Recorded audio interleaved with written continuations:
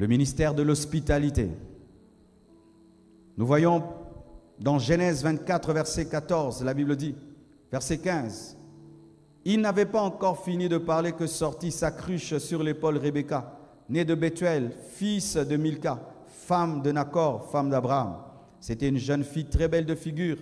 Elle était vierge et aucun homme ne l'avait connue. Elle descendit à la source, remplit sa cruche et remonta.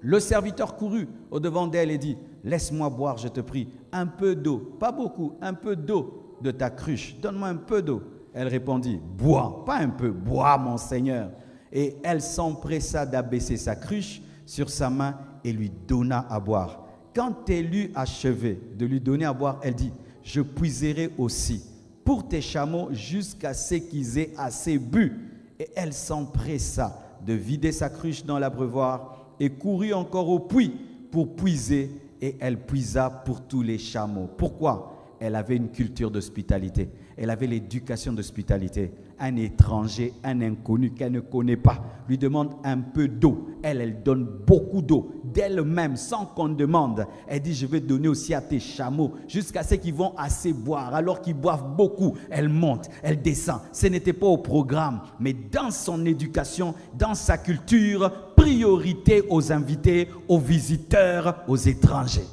Et en faisant, elle a une récompense, le mariage avec Isaac. Alléluia. Bien-aimés frères et sœurs, nous avons acquis une maison. On voulait en faire quelque chose là, mais nous sentons que cette maison, c'est pour recevoir nos visiteurs. Depuis qu'on a cette maison, les gens viennent. Il arrive à Kinshasa, tu le loges, tu le nourris. Il arrive à Kinshasa, tu le loges, tu le nourris.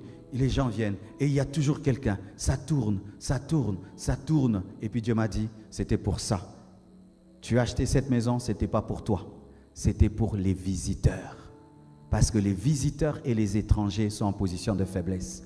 Et quand tu prends soin d'un visiteur, Dieu te bénit. Alléluia. Et depuis que nous recevons les visiteurs, Dieu est en train de nous bénir. Alléluia. Mais cette maison a coûté. Tu peux dire sur le plan financier qu'on perd, mais on ne perd jamais sur le plan spirituel. Dans la vie, mes frères, on ne gagne pas toujours. Amen. Hein? Il faut tout le temps gagner. Non, non, non. Regardez même les sectes. Les sectes ont des endroits où on reçoit seulement les gens. Un jour, je rencontre un franc-maçon. Il me dit, pasteur, je suis franc-maçon. Moi, je ne suis pas franc-maçon. Lui, il a dit franc-maçon. Il a dit qu'il était franc-maçon. Et il a dit, il tombe les kitro. Et comme il y a un problème, il y a un bino. Il y a seulement ce que Alléluia.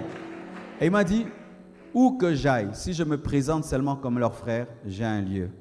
Mais ce sont des païens. Alléluia. Tu as un cœur pour recevoir les gens chez toi. Quand quelqu'un vient chez toi, il mange, il boit. Tu es heureux, comme si tu es aux anges. C'est un ministère. Alléluia. Tu as la joie quand tu sais qu'il y a un visiteur à la maison et qui est à tes frais.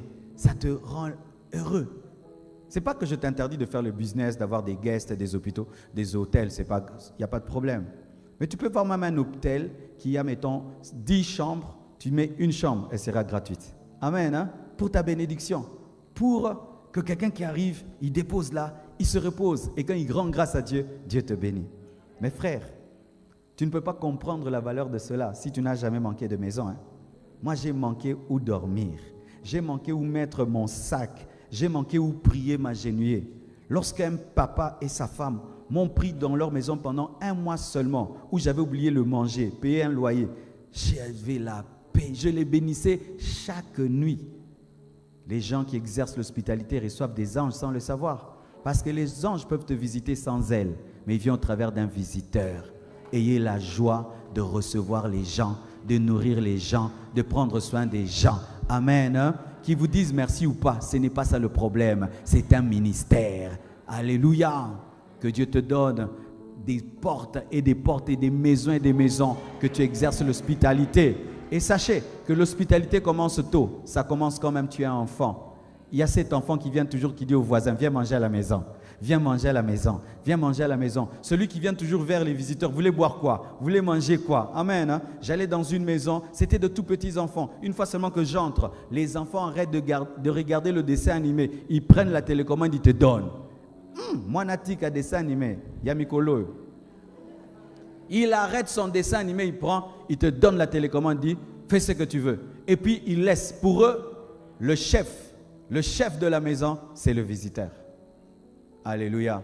Mes frères et sœurs, il y a un ministère d'hospitalité. Amen. Il y a une interférence.